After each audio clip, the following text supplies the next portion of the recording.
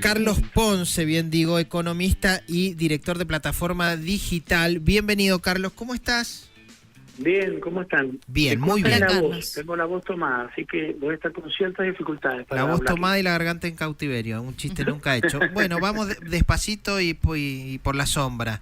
Bueno, nos dijiste en la previa, ojo que es muy importante que se apruebe, que salga, que calmen los mercados y esa plata el gobierno la necesita en el Banco Central. Hemos estado haciendo otras notas que dicen no es para tanto, no va a resolver tantas cosas el acuerdo con el fondo y que sobre todo entrevistamos a este politólogo Gisper que decía, ojo que ya hay mucha gente diciendo esta forma, este formato económico y de llegar de esta manera con el dólar tan planchado hasta las elecciones se va a hacer largo y muy cuesta arriba. ¿Tu visión? La misma. La misma. Pero con un matiz en la primera parte. Es decir, para mí el acuerdo con el fondo es muy importante. Es más, creo que debería haberse realizado el año pasado y que hubiera ayudado mucho a la evolución más rápida de la economía argentina. ¿Por qué es importante?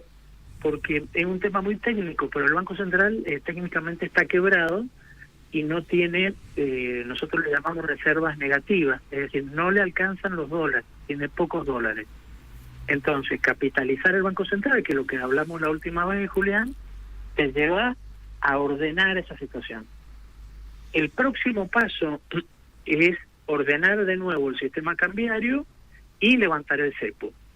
Eso no sabemos cuándo lo van a hacer, posiblemente lo hagan gradualmente y posiblemente después de la fecha que hay que escribírsela en un papel y ponerla en la pared de todos los que toman decisiones en Argentina, que es el 26 de octubre, que es el día de las elecciones nacionales.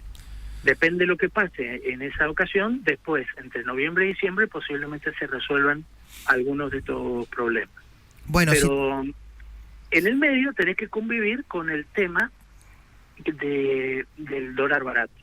Aunque al presidente se enoje cuando lo decimos así tan crudamente, yo lo vengo diciendo desde los 2 o 3 meses que asumió, cuando decidieron la política cambiaria o mantener la política cambiaria, que era hacer subir el dólar oficial al 2% mensual. Sí. Cuando la inflación era mucho más alta, yo con el Gabriel Conte hablamos de que era, yo les dije primero la tentación del dólar barato, que ya la tuvo Cristina y Kicillof en su momento al final de su gobierno, y también la tuvieron después, obviamente Macri, hasta que le explotó, y que ahora yo veía la misma tentación. Porque ¿qué pasa con el dólar barato? Y te ayuda a que la inflación baje un poco más rápido. Con lo cual todos los gobiernos en algún momento se tientan con sostener un dólar barato. Entonces es verdad lo que te dice ese politólogo, de que este año va a haber que lidiar con esa situación de dólar barato que los mendocinos aparte conocemos. No hace falta que nadie nos les explique. Claro. Es decir, dólar barato son las bodegas que les cuesta exportar, los mendocinos yendo a comprar a Chile, los porteños y los mendocinos que pueden yéndose a Brasil o a Miami. Es decir, no hace falta un mendocino explicarle lo que es dólar barato o dólar caro. Es decir, el dólar caro son los chilenos viniendo acá al supermercado, dólar barato son los mendocinos yendo a Chile a comprar todo lo que podemos. Sí, claro. Entonces, eso va a haber que lidiar con eso. Ahí, viste que ha habido mucho ruido en los mercados, que el dólar subía. Sí. Bueno, porque no está lo que tiene que terminar de clarificarse, que se va a clarificar no ya, sino finalmente a mediados de abril, es si el fondo tiene dos opciones: o banca el dólar barato, digamos así, hasta las elecciones, y lo deja llevar adelante esta política cambiaria al gobierno, o le exige que haya un cambio de régimen cambiario que implicará de alguna manera un salto del dólar oficial. Entonces, esta es la gran incertidumbre. Y Caputo el otro día, cuando apareció en una entrevista en La Nación Más a la mañana temprano, no fue claro al respecto. Y que fue la corridita que tuvimos estos días. Claro. Así que, en síntesis, el acuerdo con el fondo es muy bueno. no arregla todos los problemas, porque nada arregla todos los problemas, Julián. Es decir, eso me parece que es un análisis, no hay nada, que en la Argentina es un gran lío. Entonces, imagínate, ahora si tenemos un minuto hablamos de la estadística de empleo, desempleo. Sí, no hay dale. nada que arregle todo. Antes de eso, vos me decís, el fondo puede pedir un salto devaluatorio y un salto del dólar oficial. ¿Sí o sí va a generar inflación o hay forma de devaluar, no sé, ponerle un dólar a 1.400, 1.500 sin que se pase a la inflación? No, se va a pasar a la inflación, lo que no sabemos es en qué tiempo y en qué porcentaje. Pero seguramente, si hubiera un salto así, una unificación cambiaria que llevara el dólar a 1.300, 1.400, habría un impacto inflacionario. Por eso yo creo que el gobierno, a mí me parece realmente en este momento un suicidio que el gobierno aceptara eso. Y también me parecería de parte del FMI. El FMI ha bancado cualquier cosa en la Argentina.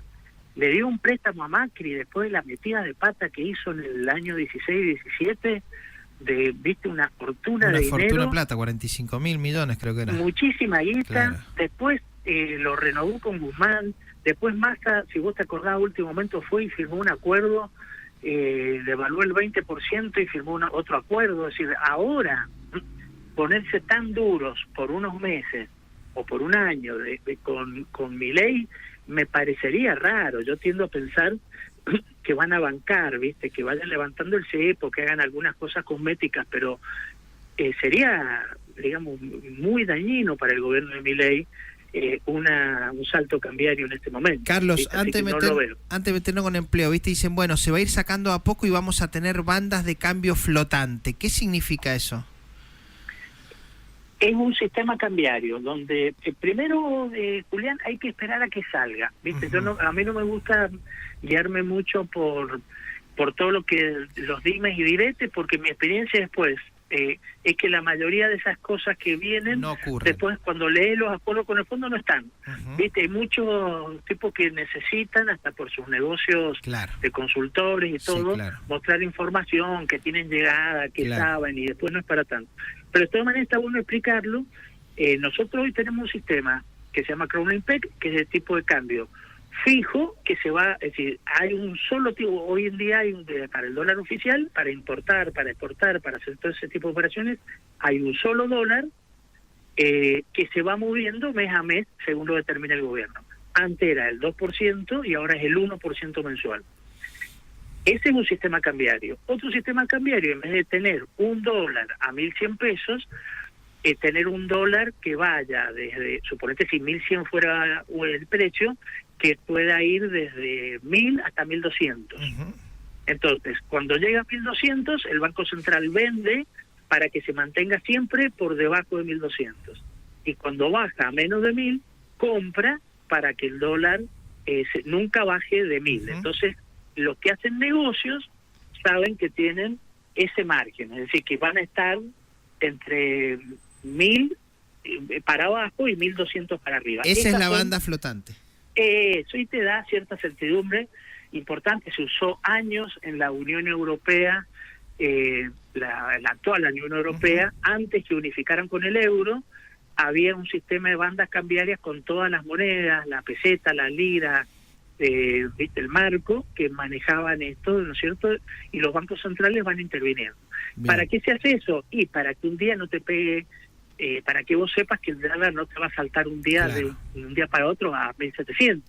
Porque sabes que es central cuando llega a 1.200 y tiene reservas, por eso es tan importante el acuerdo con el fondo, tiene para vender reservas y volverlo a 1.200.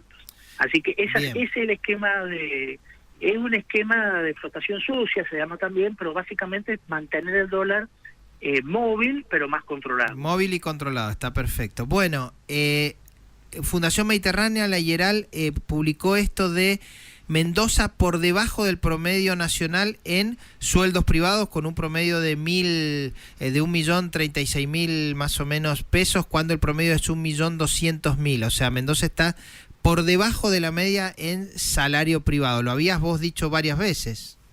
Sí, claro. Y los sueldos, ese es un sueldo optimista. Es decir, ese es el sueldo, si vos ves los mismos números del INDEC, los sueldos promedio, si computás la gente que está asalariada y no asalariada, es mucho menos de 1.200.000. Hay en este momento no tengo a mi vista, pero el sueldo promedio va a ser 600.000 pesos. Sí, bueno, y los sueldos, claro. Para abajo hay sueldos de 300.000. Mirá, hablar con cualquier mozo joven acá, o vendedor o administrativo, y te vas a encontrar con la realidad de lo que se paga. Es muchísimo menos de 1.200.000. Ahora, eso también es una forma de controlar la inflación. ¿Te acordás cuando decían Milei lo primero que tiene que hacer es enfriar la economía, que no haya capacidad de compra? El tema es, bueno, ¿hasta cuándo? Mira, no, a ver, yo creo que no. Hoy Milei, una vez que ha controlado la política monetaria y hace el acuerdo con el fondo, lo que necesita es que la economía se reactive. Lo que pasa es que él no va a intervenir, porque es liberal. Que nosotros nos tenemos que acostumbrar bastante a eso, Julián. Es decir, Milei es un liberal. Entonces, él no va a hacer un plan platita, no va a hacer un gran desarrollo de políticas fiscales para ponerle plata en el bolsillo a la gente. Todo lo que le gustaba hacer a Cristina, a Kicillof, a Alberto Fernández, a Guzmán, él no lo va a hacer. Es decir, la economía va a ir evolucionando sola. Bien, hacia dónde vamos a ir y hacia dónde vamos a ir a Mendoza no sabemos, pero sí Milei necesita que la economía crezca. Incluso en su discurso o sus entrevistas, vos verás que muchas veces él habla de que ya estamos creciendo y exagera y se manda la parte hablando de que la economía está explotando y que cada vez nos va mejor. Eso por la necesidad que él tiene de mostrar crecimiento. Él no puede llegar solo con la inflación mínimamente controlada a octubre. También tiene que llegar con una sensación de que ya hay una recuperación económica. Así que ya hoy no se trata de enfriar la economía, hoy se trata de ver cómo crece. Y como te dije el otro día, no se ve mucho todavía, por eso yo calculo que va a ser un año en tasa de crecimiento pobretón y en mejora del poder adquisitivo de poca gente. No digo de nadie, pero digo de poca gente, ¿no es cierto? Es decir, en Mendoza. Y es difícil pensar sectores, excepto alguien que le vaya muy bien por su negocio puntual, pero en general es difícil pensar que el poder adquisitivo de tu salario vaya a mejorar este año. Entiendo, es depresivo, pero entiendo. Ahora, hablamos mucho de energía, petróleo y minería como la nueva vaca muerta o la nueva pampa húmeda mendocina, pero falta para eso. ¿Qué puede traernos dólares este año? ¿Por dónde lo ves? El FMI. Tuvimos el FMI. Los dólares del blanqueo que reactivaron la construcción y ahora el FMI. Y el resto irá evolucionando, pero bueno, por eso es que era tan importante el DNU, la aprobación, y es tan importante que a mediados de abril se apruebe el acuerdo con fondos frescos, porque lo único que te puede traer así una cantidad de dólares significativa es el FMI, no hay otra cosa. Es más, pensá que el cepo también te frena las inversiones extranjeras. Claro. Porque, van a traer a cuentagotas hasta que estén seguros que la legislación le permite el día de mañana retirar dividendos de lo que han ganado invirtiendo acá. Si no, ¿por qué van a invertir en la Argentina? ¿Qué esperamos de la cosecha gruesa y la cosecha fina hasta septiembre, octubre, por ahí?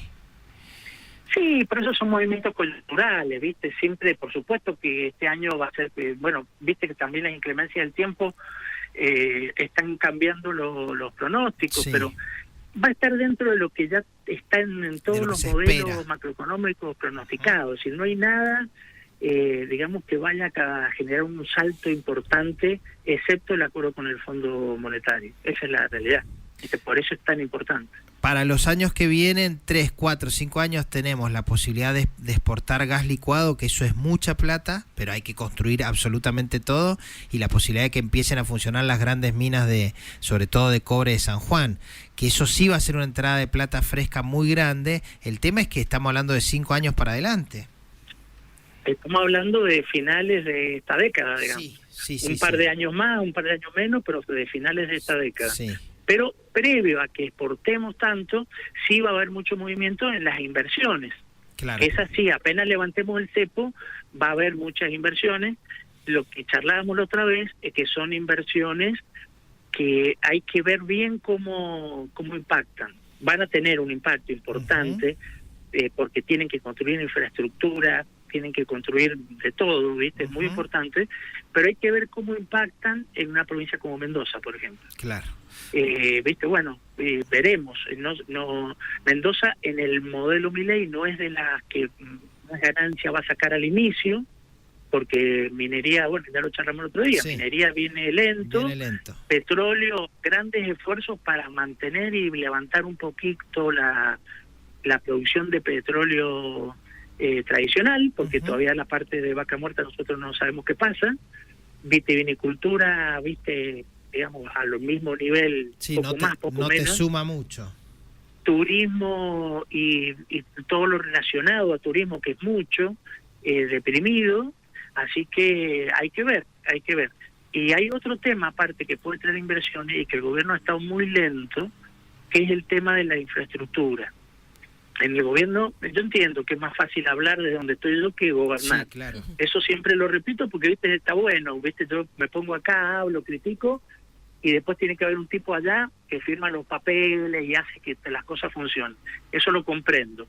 Pero aún así me parece que es lento el proceso de la privatización, por ejemplo, en los corredores viales. Muy lento. Y eso sería mucha guita, ¿no es cierto? Por ejemplo, en el corredor vial nuestro, el principal, el que va hasta el Cristo Redentor, de Desaguadero al Cristo Redentor, sería, digamos, un progreso muy grande y mucha plata si eso lo resolviéramos rápido y convenciéramos a alguien de traer la plata y enterrarla por varios años acá. Para eso hay que levantar el cepo. Así que está todo, yo te diría que está todo por construirse. Claro. Vos pensás, con todo lo que estamos hablando, está todo por construirse. Mendoza tiene que pensar cómo se va a adaptar al modelo Milei, si vos querés, a esta nueva economía que no nos olvidemos aparte que es liberal. Es decir, que no, yo a veces charlo con amigos comerciantes o que tienen restaurantes, y en un momento los tipos estaban acostumbrados a tener 70 mesas y ahora tienen al día y hoy tienen 30, dicen, bueno, que el gobierno haga algo. Me dicen. Y yo le digo, mirá, amigo, Milei no va a hacer nada para que digamos, nada activo, ninguna política activa. Bajar impuestos, para que lo único que pueden hacer. Solamente bajar impuestos cuando pueda, y Mendoza también, ¿viste? Porque, de nuevo, no es una crítica al Yeral, al estudio del Yeral, pero ellos hace mucho vienen insistiendo, y tienen razón, que el impuesto de ingresos brutos es malo. Por un montón de razones técnicas, el impuesto de ingresos brutos es malo y el impuesto a los sellos peor. Pero la verdad es que si vos te sentás del otro lado y sos el que tiene que pagar los sueldos, los hospitales, sí, claro, la OSEP, la coparticipación a los municipios todos los meses, hoy no podés prescindir de ingresos brutos. Bueno, y viste así que la oposición salió a criticar al gobierno con el tema de impuesto automotor, y salió Víctor Fadey y explicó exactamente por qué no lo van a tocar y por qué necesitan que tenga ese monto. Claro, viste, es decir, hay un balance ahí. Yo el otro día estaba ahí un empresario muy importante hablando de todo un poco con el Gabriel, el señor Badaloni. Sí. Claro, viste, a mí vos lo escuché y te da una clase de todo lo que hay que hacer. Pero el problema es que después, para hacerlo, tenés que ponerte del otro lado y ver de dónde vas a juntar los pesos, ¿viste? Sí, pues si no, el Estado no funciona. La justicia, los fiscales, la policía. Es muy difícil administrar el Estado de Mendoza, Julián, ¿viste? No es fácil, porque vos, suponete, encontrás un lugar de gran ineficiencia y te ahorrás 10 pesos, porque encontraste que había y empleados de más, mal gasto, contrataciones indebidas. A los minutos vas a tener 10 lugares donde invertir esos 10 pesos que te ahorraste. Chalecos para la policía, sí, insumos para los hospitales, sueldos médicos. Administrar una provincia como Mendoza no es fácil. Entonces, bajar impuestos es muy gradual y muy lento. Y Milei también, porque Milei, si no tiene superávit fiscal, se le cae todo el programa económico. Así que no va a arriesgar en eso. Carlos, estamos con el top encima. Muchísimas gracias y la seguimos la semana que viene. Un abrazo, buen fin de semana. Hasta Anita, luego, Chau, igualmente. que estén muy bien. Igualmente. Carlos Ponce, economista, bueno, haciendo su interpretación de la importancia de recibir esta plata fresca del Fondo Monetario y lo complicado que va a ser este año para el bolsillo de todos los argentinos.